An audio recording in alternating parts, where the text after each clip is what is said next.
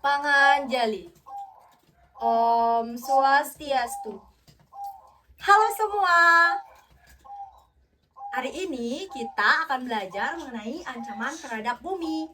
Sebelum itu, perkenalkan, saya Ninengah Widiani, Persensi 34, NIM 2211031235 bersama murid saya.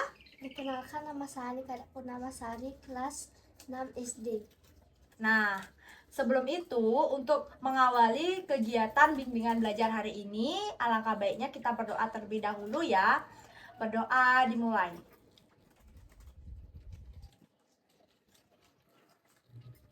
Berdoa selesai. Nah, mari Dek Purnama, kita akan memulai pembelajaran hari ini. Sebelum itu, saya akan menyampaikan tujuan dari bimbingan belajar hari ini adalah yang pertama untuk mengetahui macam-macam kerusakan lingkungan. Yang kedua, yaitu dampak dari kerusakan lingkungan. Dan yang terakhir, yaitu cara menanggulangi agar tidak adanya kerusakan lingkungan yang berlebih. Seperti itu. Nah, mulai dari yang pertama mengenai ancaman terhadap bumi. Apakah Dek Purnama pernah mendengar kalimat ancaman terhadap bumi? Belum. Oke, belum. Nah, jadi hari ini kita akan membahas mengenai ancaman terhadap bumi, di mana bumi tersebut adalah tempat tinggal bagi kita. Nah, dengan hal ini bumi harus kita jaga agar tetap asri dan dari waktu ke waktu, seperti itu. Nah, ancaman terhadap bumi ini pasti akan mengalami kerusakan lingkungan. Nah, di mana kerusakan lingkungan tersebut adalah berkurangnya atau hilangnya sumber daya air, tanah, udara, kerusakan ekosistem, dan punahnya flora maupun fauna yang ada di bumi. Seperti itu ya. Nah, yang sudah tertera di media ini bahwa ancaman terhadap bumi itu dapat disebabkan oleh dua faktor. Yang pertama itu ada faktor alam yang disebut dengan bencana alam, dan yang kedua yaitu faktor manusia, di mana kerusakan lingkungan dapat terjadi karena faktor alam dan faktor ulah manusia, seperti itu. Nah, baik untuk faktor yang pertama yaitu mengenai bencana alam, di mana faktor alam ini sering disebut bencana alam yang disebabkan oleh alam itu sendiri. Tidak ada campur tangan dari manusia, seperti itu. Nah, yang tertera di sini yang pertama ada bencana tsunami. Nah, tsunami ini adalah kenaikan air laut yang dahsyat ke permukaan. Seperti yang terlihat, apabila adanya tsunami akan mengakibatkan apapun yang dilalui itu mengalami kerusakan. Nah, seperti yang di sini ada rumah. Rumah ini kan rusak apabila dilewati oleh air yang kekuatannya sangat dahsyat, seperti itu. Nah, terlihat apapun yang dilalui ini mengalami kerusakan. Sudah? Untuk bencana yang kedua itu ada gempa bumi. Nah, di mana gempa bumi ini adalah bergetarnya lapisan bumi atau pelepasan energi ke dalam bumi secara tiba-tiba, seperti itu. Nah, apapun yang kita lewati apabila ada gempa akan mengalami patahan-patahan seperti ini. Ada jalan-jalan yang mengalami kerusakan, seperti itu. Nah, gempa ini dapat dibagi menjadi 3, yaitu yang pertama ada gempa vulkanik, yang kedua ada gempa tektonik, dan yang ketiga ada gempa reruntuhan. Nah, gempa vulkanik ini akibat dari gunung meletus, gunung api yang aktif, seperti itu. Nah, yang kedua ada gempa tektonik, adanya sebuah pergeseran lempeng bumi. Nah, dan yang ketiga ada gempa reruntuhan yang dimana adanya sebuah reruntuhan di daerah batu kapur atau pertambangan, seperti itu Dek Purnama.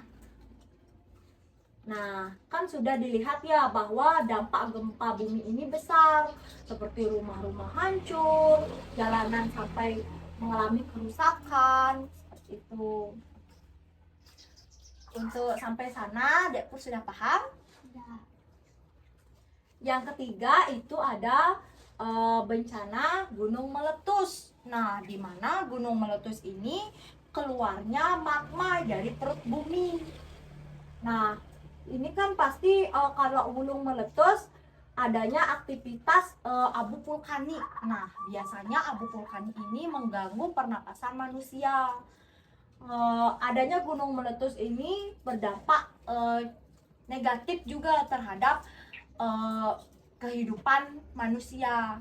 Selain adanya dampak negatif, juga adanya dampak positif seperti tanah semakin subur dan lain sebagainya. Biasanya gunung meletus itu disebabkan oleh gunung berapi yang aktif, seperti itu. Ya. Nah, selanjutnya ada bencana banjir. Nah, apakah Dek Purnama pernah melihat banjir? Pernah. Bagaimana? Airnya kecil atau besar? Besar. Oke.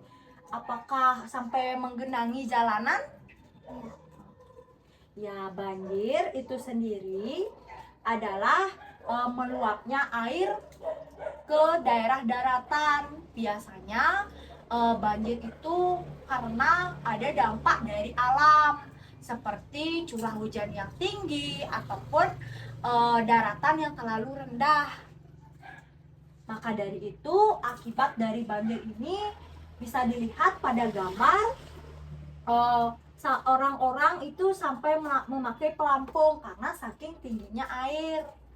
Dan rumah-rumah terlihat tenggelam seperti itu. Nah, selain dari adanya faktor alam yang mengakibatkan banjir, itu ada faktor ulah manusia seperti membuang sampah pada daerah perairan, membuang sampah sembarangan, itu dapat mengakibatkan banjir. Apakah Dek Purnama pernah membuang sampah sembarangan? Pernah.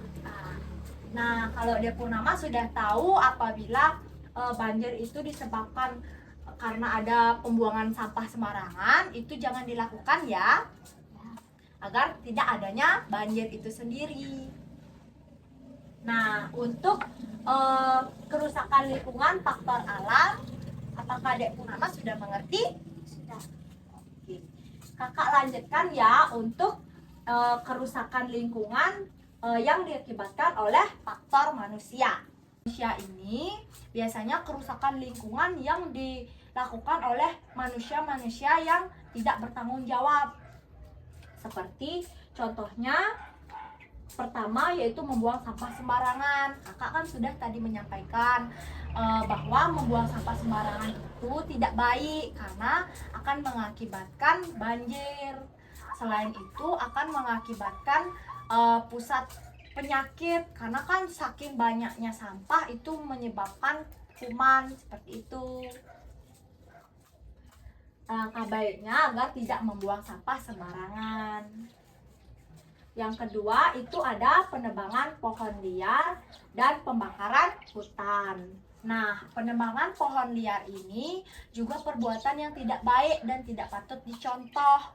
Biasanya penebangan pohon liar ini dilakukan karena adanya perluasan permukiman. Sedangkan manusia-manusia yang menebang pohon secara liar tidak mengetahui akibat dari penebangan pohon itu sendiri. Karena di bumi ini pohon sangatlah bermakna dan berguna untuk kita. Karena pohon itu kan mengangkat karbon dioksida dan mengeluarkan oksigen. Nah, di mana penebangan pohon liar ini sangatlah merugikan bagi bumi. Seperti itu ya. Sama halnya dengan pembakaran hutan, itu akan menyebabkan satwa-satwa yang tinggal di hutan itu akan mengalami kehilangan tempat tinggal dan kehilangan untuk mencari makan itu susah, seperti itu ya. Alangkah baiknya agar tidak menebang pohon liar dan membakar hutan. Baik, dilanjutkan untuk pencemaran tanah, air, dan udara. Nah, pencemaran tanah itu sendiri adalah pencemaran ataupun berkurangnya manfaat dari tanah itu, dimana biasanya sampah plastik itu kan susah untuk terurai. Nah, itu akan menyebabkan pencemaran tanah seperti itu.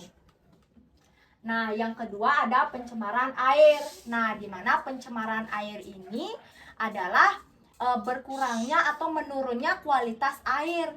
Misalkan kalau Dek Purnama itu membuang sampah di sungai, seperti itu akan menyebabkan menurunnya kualitas air. Nah, dapat mencemari air itu sendiri.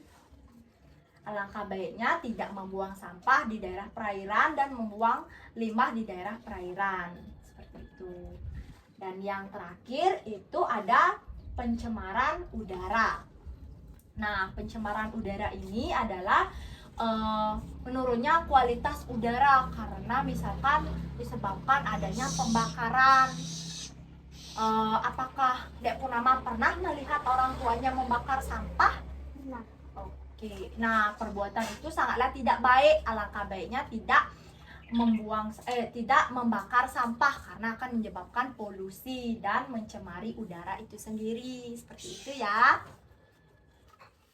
Dan yang terakhir, faktor ulah manusia yaitu pemanasan global. Nah, di mana pemanasan global ini sering disebut dengan global warming. Nah, kita lanjutkan ya mengenai cara untuk menanggulangi adanya ancaman terhadap bumi. Nah, sudah yang pertama itu dapat dilakukan dengan tidak membuang sampah sembarangan. Kita harus membuang sampah pada tempatnya. Apalagi membuang sampah pada daerah perairan itu sangat tidak baik. Dan yang kedua itu ada menanam pohon kembali. Nah, menanam pohon kembali ini sering disebut dengan reboisasi. Alangkah baiknya kalau hutan itu sudah gundul ataupun daerah-daerah yang sudah gundul itu harus kita tanami pohon agar dapat menghasilkan oksigen dan menyerap karbon dioksida yang ada di bumi ini. Nah, yang ketiga itu agar tidak membuang limbah pada daerah perairan karena limbah ini dapat menyebabkan pencemaran air. Nah, untuk yang keempat, untuk tidak menggunakan bahan bakar fosil agar tidak adanya pencemaran udara. Karena apabila kendaraan bermotor itu banyaknya akan menyebabkan pencemaran udara, ataupun pabrik-pabrik yang menggunakan bahan bakar fosil itu akan mengakibatkan pencemaran udara. Seperti itu ya Dek Purnama. Nah, untuk itu sekian ya untuk penjelasan dari kakak mengenai ancaman terhadap bumi. Apakah Dek Purnama sudah mengerti? sudah. Apakah Dek Purnama ada yang ingin tanyakan kepada kakak? Ada Kak lagi yang Kak, kalau buang sampah di got bisa mengakibatkan banjir? Oke, baik. Terima kasih ya atas pertanyaannya. Apabila kita membuang sampah di got, sama halnya dengan kita membuang sampah di sungai, itu akan menyebabkan banjir. Apabila hujan itu curahnya tinggi, lalu got itu dipenuhi dengan sampah, tentunya akan menyebabkan banjir itu sendiri. Nah, inilah Dek Pur keadaan di mana selokan yang penuh dengan sampah, di mana ada sampah plastik, sampah dedaunan, yang dapat disadari bahwa sampah plastik ini tidak dapat terurai. Nah, aliran selokan pun akan tersumbat akan akibat dari adanya sampah itu sendiri. Dan apabila ada curah hujan yang tinggi akan mengakibatkan banjir di daerah sini, air akan meluap, lalu akan adanya banjir. Seperti itu ya Dek Pur. Untuk itu, apakah Dek Purnama mau kakak ajak untuk menanggulangi adanya ancaman terhadap bumi? Yuk.